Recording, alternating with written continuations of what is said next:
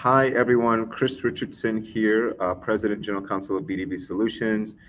John, our estimable Head of Government Relations and Executive Vice President is here too from Washington. We're going to talk a little bit today about the shutdown. I believe, John, you were wearing your shutdown brown. Give us a little bit, for those of us who don't know all the ins and outs of Washington. Tell us what is going on in Washington. What is this shutdown thing? What is it, John? Well, Chris, thank you for having me today. I am wearing my gray today. Shutdown brown is only for shutdown eve, which was on Tuesday. It's a Baselice tradition when it comes to government shutdowns, which is sad, but this is my life, folks. Anyway, in terms of the shutdown itself, this happened because Congress could not agree on a funding mechanism for the government. This could be your traditional appropriations bills that keep the government funded. It can also be what, for the past year and change, has been known as a continuing resolution, or is commonly referred to as a CR. Passing a CR maintains the current funding levels for each government department. The House of Representatives had passed a clean CR. It went to the Senate. The Republicans and the Democrats could not agree on this. And thus, we had a shutdown start on midnight a couple days ago. So what does this mean for immigration processing in the near term? The biggest, I think the largest impact we're going to see here is at the Labor Department. The reason being, the Labor Department is completely funded through the federal appropriations process. No federal appropriations, no operation of the department. Now, during a shutdown, each federal department goes through a massive review of all of its operations, and they determine, all right, who is essential, who is necessary to preserve life or property. That's basically the question that gets asked everybody. And this isn't just like department-wide. Each individual agency within those departments goes through this review. But without any appropriations, the Office of Foreign Labor Certification, which falls under the Employment and Training Administration at the Labor Department, all of its operations cease. So you receive, there's no receipt of new petitions, so no labor condition applications for H-1B applicants, no temporary labor certs for H-2Bs and H-2As, no permanent labor certs for anybody going through, B1, 2, or 3 if you need a labor certification. You look at all of that, and all that shuts down. And the interesting thing, like in the report that the Labor Department put out in advance of the shutdown, I think it was 890 full-time employees are at ETA. That doesn't include that includes OFLC and many other parts of ETA. That department is going down from 890 to 31. Mm-hmm. So everybody else that works there is being furloughed for the time being. And that's going to be very disruptive to a lot of our operations because we haven't, we work with H-2Bs, we do an awful lot of work with EB-3s. All those things are being put on hold for the time being. Okay. So, sorry, go ahead, John. No, go ahead. So, bottom line is, if your process right now involves the Department of Labor, expect to wait. That's what we're being basically saying. So if you're waiting on your employer to get their prevailing wage approved, if you're waiting to get your LC approved, you're waiting to file your LC, if that's going to happen this month, it's just not for right now while this shutdown is going on. Why don't you talk a little bit, John, about, well, what happens with people who are at the USCIS stage, or let's say that, hypothetically, you're on a J visa. How does this impact you? Or you're in a J company. How does this shutdown impact you? All right, well, let's start with USCIS first. U.S. Citizenship and Immigration Services is a fee-funded agency. Their operations do not get interrupted at all during a shutdown because the fees that come in to process their petitions keeps that agency moving. So if you have an I-140, if you have an I-485, that will continue to be adjudicated during the pendency of the government shutdown. Similarly, other component parts of DHS, think of CBP. So if you have someone who's traveling internationally, they will still be able to get into the country. You may see some delays at ports of entry because sometimes CBP has a tough time moving resources around during a shutdown because people are not getting paid. But you'll still get through. You'll still get processed. You'll be able to travel internationally. Now, Jays, consular affairs is going to be operating during a shutdown. They also have a consular fee schedule that's similar in structure to what USCIS has in terms of its fee structure. So they will have fees coming in for all sorts of visa reviews, including J's, during the pendency of the shutdown. Historically, there have been times where we have seen prolonged shutdowns have an impact on certain consular posts because not enough applications are coming in, not enough applications come in, not enough fees come in, even insufficient amount of fees to maintain the operational capacity of that consulate, then you may see some delays. We have not seen that in many years. And I'm not, at least at this point in time, I'm not worried that that's going to happen for the time being. Now, for other Think of J sponsors, if you're looking to get a new designation, ECA, that's going to be a problem. Yeah. You will see the Bureau of Educational Cultural Affairs, their operations are going to go away. Yeah. So that's something that you need to consider. But in terms of the foreign nationals, if you're already part of a program, planning on coming here, you'll be able to get in the country.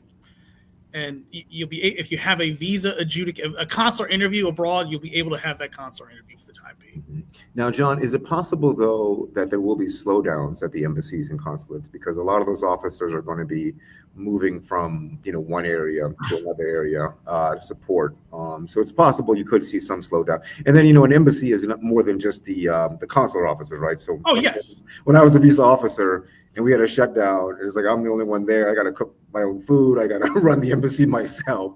You have passport operations. You have all sorts of other trade issues that may be coming through your consulate or embassy that you're working at. Yes, there can be delays. But at least in the last couple of shutdowns, we haven't seen really. And mind you, prior to coming to Vantio and the BDV family, I was at the U.S. Chamber of Commerce. So I survived several shutdowns over there. This was not something that was a huge complaint among our member companies at the time, the Chamber's member companies at the time. Mm-hmm. What about, John? Now, President Trump, basically said, I'm going to go to Russ Vought, the guy from Project 2025, and we're just going to fire everybody. We're just going to start firing people in the federal workforce. Have you heard about that?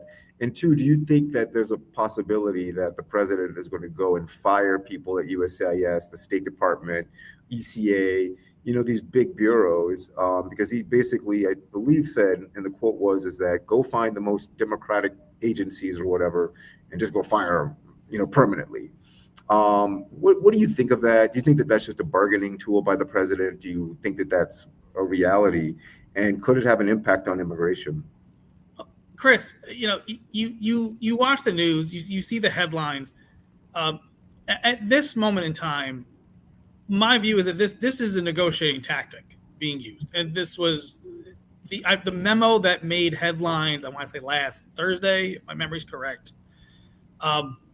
That's how a lot of my friends that are on Capitol Hill that work for Republicans and Democrats alike are saying, look, this is part of the negotiating process.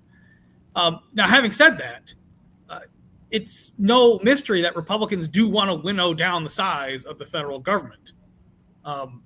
And is this an opportunity for them to do so? Yeah, it could be. I'm not convinced at this moment in time that they want to pull that trigger right now. Gotcha. It is still very early on in this government shutdown.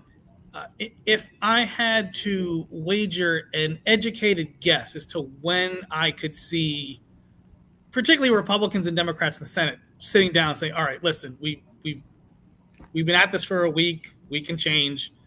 Can we try to find a way forward? That's going to happen at some point. It just will. that's my guess. That Yeah. but when that happens, you just look at the basic political calculus. You have a White House in Republican hands. You have the Senate in Republican hands. You have the House in Republican hands. There's not much leverage that Senate Democrats have to get much of anything that they are asking for at this moment in time. So, your guess is as good as mine in terms of how this is going to shake out and what's going to be the eventual end agreement that's going to get the government to reopen. Mm-hmm. But, to me, I could see some individuals, so some of the folks that are furloughed, like, all right, we've done a review, we've gone through the rifts, and we realize we don't need X amount of people. I could see that happening. I don't see that happening unless the shutdown becomes really prolonged. Gotcha. So visa bulletin, that'll go on. State Department, fee funded visa bulletin. People should see that in the next couple of days. Maybe it'll be delayed. Maybe it'll be mid-October and late October before we see that. But John, I would imagine though that in terms of people waiting for DOL, that this isn't like a light switch, right? Like these people turned their laptops and phones in last week, even before the shutdown. Yes, they wanted to get out of their vacation home a little bit earlier. So how long is it going to take them? Let's say the shutdown ends tomorrow. How long is it going to take them to get back up and running? Well, at the Labor Department, the preparations and the information that was conveyed to me from folks that are currently working at the Department of Labor said, listen, we started having people that, they're not stationed in DC, like they're somewhere else in the country. They could be on the West Coast, they could be in the Midwest somewhere. They could be in New York City or some other place. There's an Atlanta processing center. There's a Chicago processing center. I could see them, they sent their computers in starting last week, and you started to see processing start to trail off. It's probably going to take a good week or so for everyone to get their laptops and cell phones back in their hands so they can get back up and running. So this is not something where you can flip something on like a light switch. This is, boiling a big, soup pot with water. It takes some time to cool down. It takes some time to heat up. So that's my guess. But the thing is, the longer the shutdown goes on, I could see more disruptions occurring. Yeah. As time goes on. Yeah, one thing that I forgot to mention, but I did want to mention is Social Security as well. That's shut down. Yeah. And so if you're on a J or an F, if you are an EB3 or any other categories that rely or depend on a Social Security number and a Social Security Social Security to get to work, that is going to be delayed. And so, foreign nationals, whether you're students, Js, or whoever, if you have any dependency on the Social Security Department, that's going to be a problem too. Yeah, Chris, you bring that up. It reminds me of the problems that a lot of the J teachers that our companies work with have had. They've had problems with this, I'd say, for the past year. Yeah, trying to get appointments at SSA because they need to get their Social Security number so they can go through the verification process and get to be onboarded in a reasonable manner. This is going to make that problem worse, in my opinion. Yeah. Just how much worse? Once again, I hate giving you my it depends answer, but it really does depend on how long the government shutdown lasts. Yeah, and speaking of that, John, how long can this last? What's the longest shutdown that you've ever seen or we've ever seen? I know it was 35 days. There was one shutdown. How long could this potentially go on? 35 days was the longest shutdown that I've ever been involved with in my career. I don't know off the top of my head the types of shutdowns that happened during the Clinton administration. I know they were an issue with that, but 35 days to me was that's the longest one that I've dealt with. And that one went through the holiday season in 2018 through mid to late January in 2019. And I remember very well being in the White House, having conversations on immigration because that was part of the debate, is what to do to get the government opened. But in terms of how long this could be, I could see this going and being similar to what we dealt with in 2018 and 2019. Mm-hmm. At the same time, like it doesn't strike me that there's an awful lot of leverage that the Democrats can exert at this moment in time, and that to me indicates like at some point they're going to be saying, all right, it's time to we started this, let's get out of this, let's fix this, and let's move forward. Because the longer this is going to last, the more just taking the immigration considerations out of it. You think of senior citizens that are living on a fixed income and that really need their Social Security checks. Like, this is going to be a problem for them.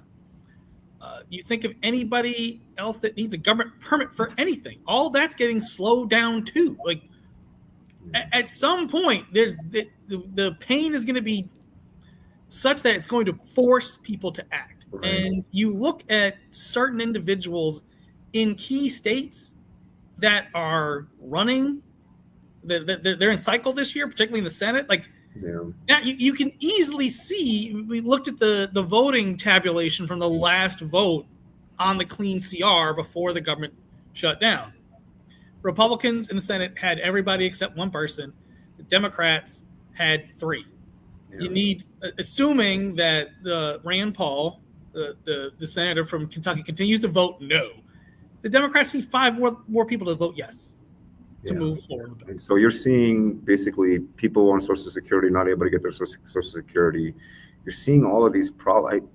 John, and this is just me pontificating here, but I don't understand how these people get both elected and stay in office if they just want to be on TV and do everything from TV. Like why even run for office if you're just going to want to be an entertainer and basically destroy the other side and the rest of the country, be damned. It's very frustrating as an American to see the people that we elect that's supposed to represent us can't even do what I can get 2 teenagers to do or my 19-month-old to do, right?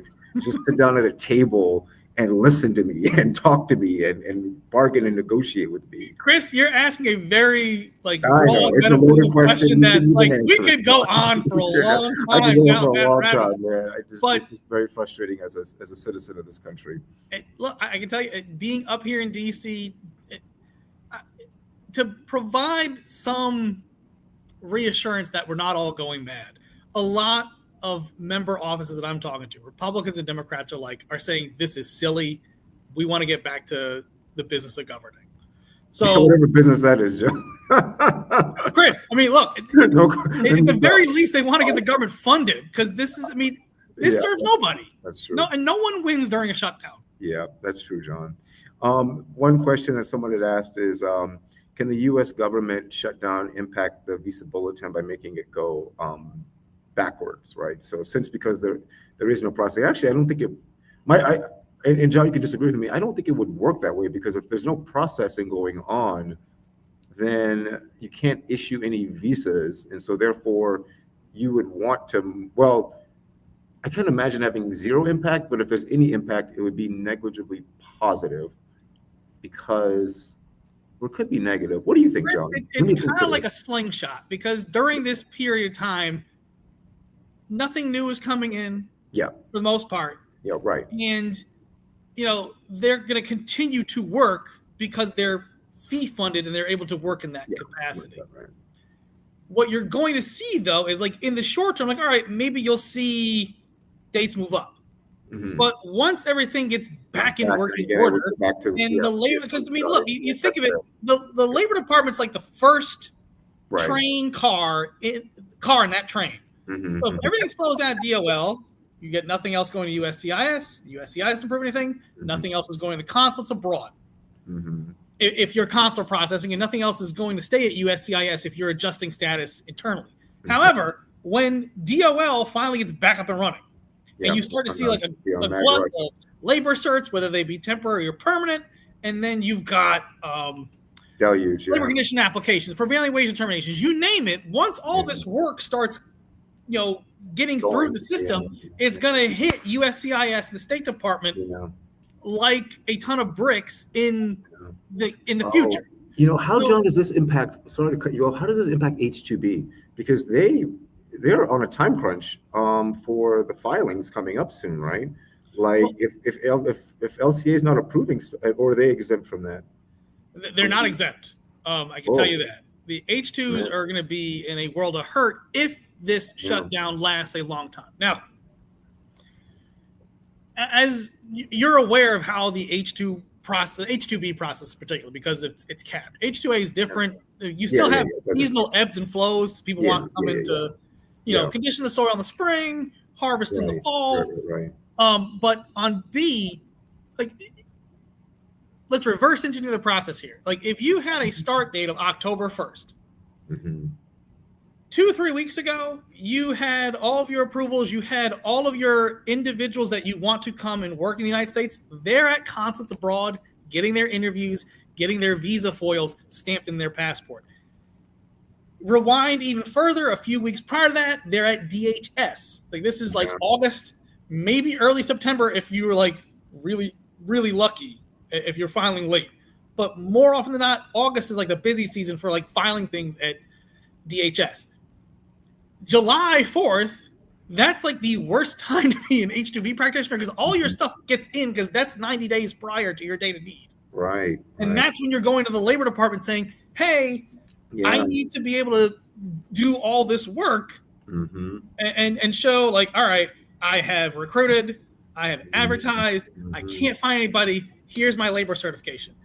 And in the spring months, June, May, what are they doing? They're in country talking to people who are interested in participating in the program.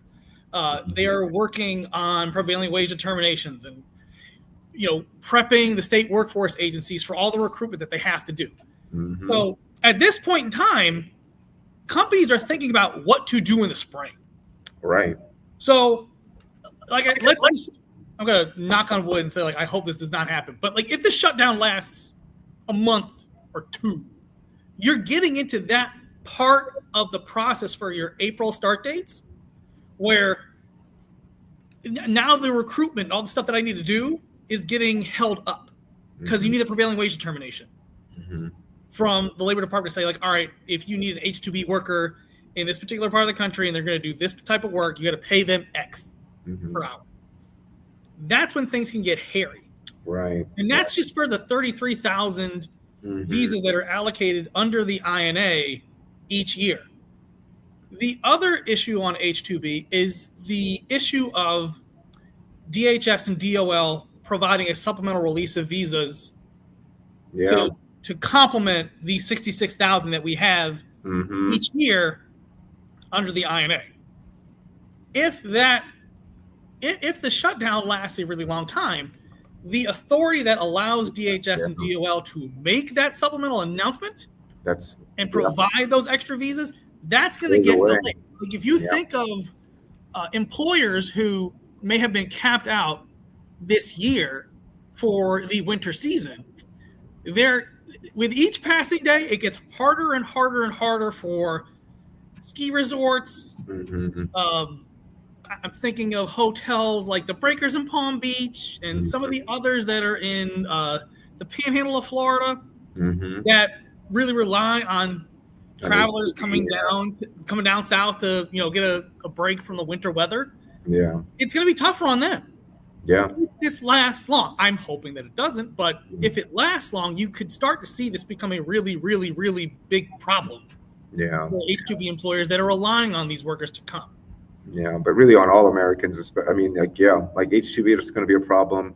And the State Department and USCIS are fee funded themselves, but that runs out at some point, right? Like, it eventually, if you have like a 40, 50, 60-day shutdown, which I don't think we're going to see, but, there is a world where if you had a really, really long shutdown, you could see some impact on the different government agencies. Chris, it's the other thing is, like, you think of the folks that aren't getting paid because of the shutdown. That's where you start to get problems. Yeah, because you're dealing with morale in a workforce. It's like, well, I've been waiting for a paycheck, I haven't gotten it. I as I said earlier, I'm not as worried about USCIS because, once again, the fee component of the Oh yeah. key Those funding for guys are that fine. agency. State Department, I don't know so much about, but USCIS is always going to be fine. Do you remember during COVID when they were like, "Oh my God, we're so broke, and then they found like $4 billion in their couch or something? They didn't find $4 billion in their couch. There were some very good lobbyists. I'm not going to name their names, but they helped provide some supplemental funding for the agency to ensure they remain solvent. And the issue during COVID, not to go down this, getting my PTSD going down memory lane, but the issue for USCIS was because of COVID, no one was coming in. Yeah. No one's coming in. There's no fees coming in. Mm-hmm. And everyone's just like, well, what are we doing? And that was the problem with COVID. So this is a much different set of circumstances. Still a problem, but it's a different problem. Different problem. Let's hope, well, we can deal with this problem. Yeah. All right, John. Well, thank you so much. This was very, very helpful, very beneficial. Hopefully the next time we talk, this shutdown will be over and we can talk about how fast it's going to take for the government to get restarted. But thanks, everybody. Thanks for listening in. Chris, thanks for having me.